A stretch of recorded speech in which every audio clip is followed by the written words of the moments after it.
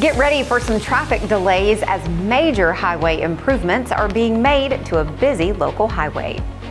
It's restaurant week and lots of people are dining out for a good cause. Also, a piece of local history has come back home to stay. Drier and cooler air on the way to East Alabama for the week ahead. We'll have the complete forecast details coming up. Coming up in sports, we'll talk about this past Friday night's jamboree action, and we'll get you updated on Gamecock football. EAN Local News starts now.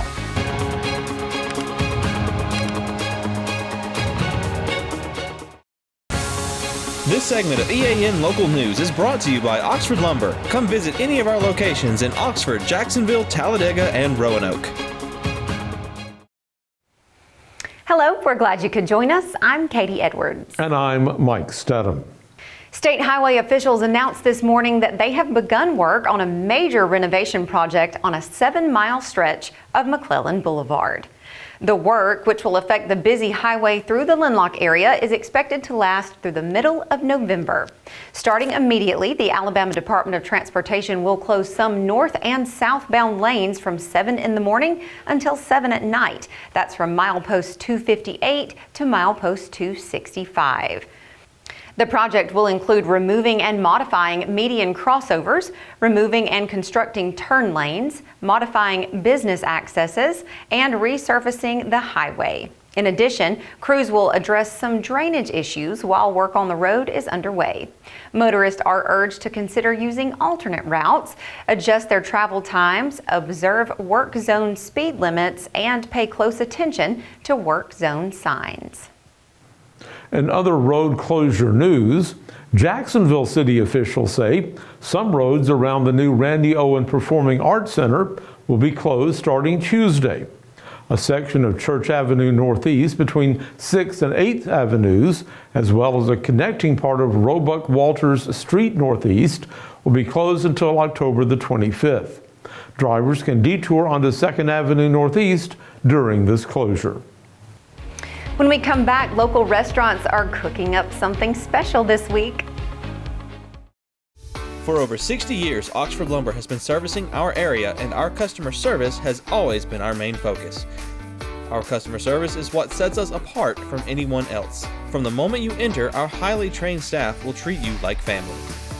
To enthusiastically provide total customer satisfaction within a positive and self-fulfilling employee relations environment. Visit us at any of our 4 locations or at oxfordlumber.com. This segment of EAN Local News is brought to you by WM Grocery, located in Heflin, Wadowee, Roanoke, and in Piedmont. Local chefs are cooking everything from street tacos to pasta salads to shrimp and grits for the 2nd annual Downtown Anniston Restaurant Week, which runs through this weekend. Anniston Main Street Director Carla Eden says downtown has added 4 new restaurants since last year's event, and she expects this week to be a big success. So we started Restaurant Week last year as a promotion to get everybody to support local. We have 11 different restaurants in downtown Anniston, and we are featuring them this week with different specials and features from Sunday through Saturday. Eden says the idea behind Restaurant Week is to draw attention to all of the various food offerings being featured by the local businesses taking part in this event. We just want to see everybody getting out and supporting local. Get out there and support your businesses. Like I said, we've got 11 different ones in downtown Anniston. Some of them people I know aren't really familiar with. Last year we know for a fact that we had one restaurant that had a line out the door, and people in line were sitting there talking and they're saying, I didn't know about this one, did you know that this was here? So we just want to see everybody get out there and find those hidden gems that you don't know downtown Anniston has. Governor Kay Ivey has signed a new law that will require all of the state's K-12 schools to make a cardiac emergency response plan. The law is called the Wesley Foster Act, and it's named for a 9-year-old boy from Gadsden who died from cardiac arrest in 2006. Starting with the 25-26 school year, all public and private schools will be required to work with local emergency service providers to draft a cardiac response plan. The law will also require school staff to be trained in first aid, CPR, and the use of an automated external defibrillator. Each school must create a cardiac emergency response team that can be activated during a sudden cardiac arrest emergency on school property, including during athletic activities. According to the American Heart Association, such a plan can increase a student's chance of surviving cardiac arrest by 70%. When we return, a historic plaque saved from the trash heap 25 years ago has now been returned to its rightful location. Since 1993, WM Grocery has been a major part of our local community. WM offers the very best in fresh produce and an outstanding meat department. WM also has many local products not found anywhere else and fresh sushi every day. If you need an event catered, come see Mrs. K at any WM store. Curbside pickup is also available for your online grocery orders. Be sure to download the WM app for all the deals of the week and shopper rewards. Go check them out today at any of their locations. We take pride in our community and appreciate your business. This segment of EAN Local News is brought to you by Waldrop Manufacturing, metal buildings made right here in Calhoun County. A small piece of Fort McClellan history was brought home last week as members of American Legion Post 57 in Jacksonville returned the original Monteith Amphitheater plaque to Joe Harrington and Willie Duncan, who are remodeling that property. When Fort McClellan was closed in 1999, the plaque was relegated to a trash pile, but someone apparently recognized its historic significance and sent it to Post 57. On Wednesday, Post Commander David Hall, Post Adjutant Fran Doyle, and Executive Committee member Terry French returned the plaque to the amphitheater, which is being restored as a public venue. The amphitheater was first dedicated to the memory of First Lieutenant Jimmy W. Monteith, Jr., who was killed in France on D-Day in 1944. Could really tell a difference today in the humidity. You really can, and I hear there may be even more change in the air. Really? Yes. Well, John Holder joins us now in the EAN Weather Center to tell us all about it. John? Mike and Katie, the rumors are true. Yes, there is a change coming to the air here in East Alabama. Drier, cooler air, and maybe the coolest temperatures we've seen since May. We'll have the complete forecast details for all of East Alabama next. For metal buildings in Alabama and the Southeast, Waldrop Manufacturing is your one-stop source. A Waldrop metal building provides the coverage and protection your investments need. They specialize in carports, RV covers, portable buildings, and storage buildings. Stop paying rent for storage. With Waldrop's price per foot, you can actually save money by buying straight from the manufacturer. Waldrop buildings are guaranteed because Waldrop manufactures buildings with U.S. steel right here in Calhoun County.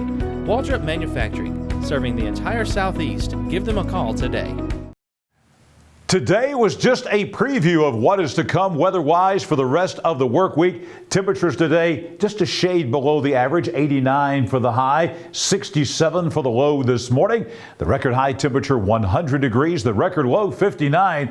We're going to be close to that number later on this week. And look at these days continuing to shorten, a sure sign that fall is right around the corner. The sun rising tomorrow not until 6:10. And look at that sunset now, early. 7:24.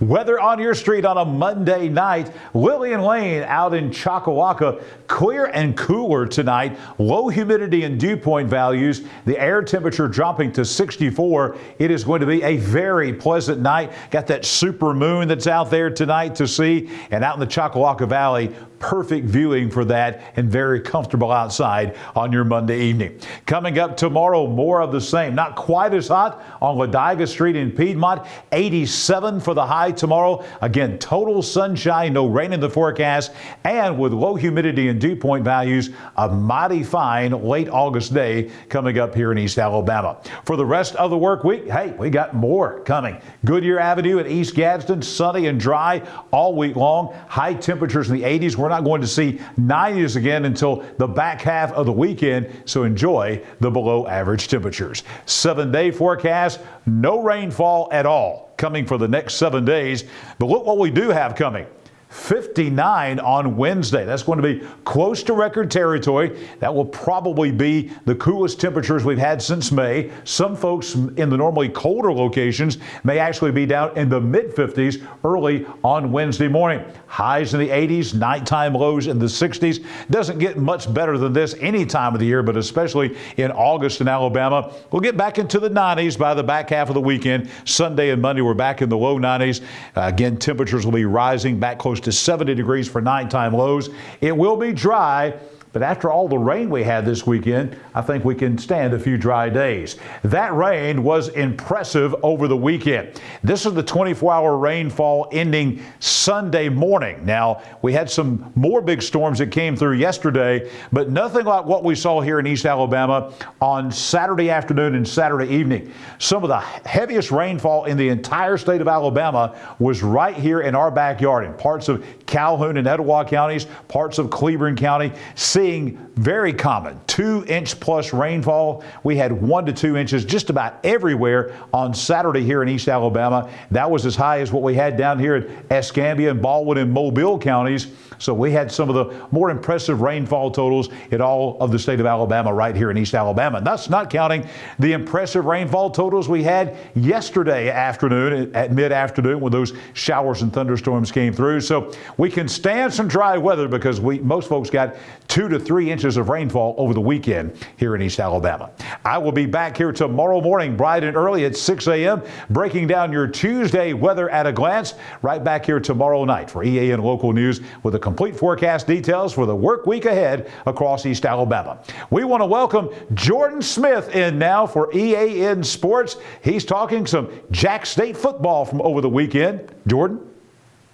Thanks, John. This past Friday night, the White Plains Wildcats hosted a jamboree for several teams. The jamboree consisted of local teams, each playing 2 games. The format for the night was each game consisted of 2 quarters.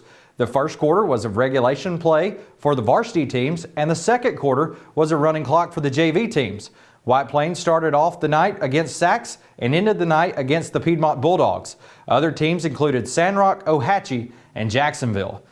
The Sacs Wildcats took the first game against White Plains 7-0 after Jules McClellan scored a touchdown late in the JV period. Then Sandrock and Sacs both took to action and went scoreless in the second game. The third game featured Sandrock and the Indians of Ohatchee. The Indians showed off tons of promise for the season after defeating Sandrock by a score of 27-7. The Jacksonville Golden Eagles then defeated Ohatchee by a score of 23-0. The Piedmont Bulldogs ended the night defeating Jacksonville and White Plains both by 7-0 each. Looking at some other jamboree action from Friday night, the Oxford Yellow Jackets hosted Oak Mountain at Lamar Field, defeating the Eagles by a score of 13-2. Cherokee County shut out North Jackson 14-0. Jemison defeated Lincoln 6-0 after a 90-minute lightning delay, and Ramburton took down the Spring Garden Panthers by a score of 26-20. Down in Sylacauga, B.B. Calmer was 1 touchdown better than Weaver Friday night, and the 5A Elmore County also defeated the Bearcats by a score of 23-0. We did have one local team Friday night that started their regular season. The JCA Thunder were originally scheduled to play Meadowview Christian to open up their season, but after cancellation, the Thunder was able to pick up Southern Christian out of Opelika late in the week to travel to Tommy Miller Field. Noah Lee had a big night for JCA, completing 20 of 43 passes for 327 yards and 4 touchdowns. Jesse Ganaway helped Lee out of the 13 completions for 259 yards and 3 touchdowns, and Skylar Kreider had 2 receptions for 19 yards and a touchdown. Ultimately, that was not enough as the Thunder fell to Southern Christian by a score of 54-29. JCA will travel this week to take on Tuscaloosa Christian. On Saturday, Jacksonville State held an open practice that marked the first time that the Gamecocks had been on the new turf since the stadium took on a name change in the midsummer. The Gamecocks used this chance to get used to the game day surroundings. It also allowed players to use both sidelines to simulate a game day experience. Coach Rich Rod, now in his third season at Jack State, says the turf still needs some breaking in. First practice on the new turf, really nice, and we got to be on there a lot to kind of get it tamped down a little bit. But it looks great, feels great, and we got some good work done. We tried to get a lot of intense situation here, having everybody on the sidelines. There's a lot of communication going on, and we got a lot of work to do. But we don't play a game for a week and a half, and we'll get it fixed. The Gamecocks will open the 2024 season against Coastal Carolina next week at Burgess Snow Field at Amherst Stadium. That's it for EAN Local Sports. Let's go back over to Mike and Katie. Thanks for that update, Jordan, and welcome to the news team. We also thank you for watching today. You can find us every weeknight on Facebook and YouTube, our website, and now on Rumble. Just go to the platform of your choice and watch our news, sports, and weather coverage whenever it's convenient for you. We'll see you back here Tuesday for your news on your schedule.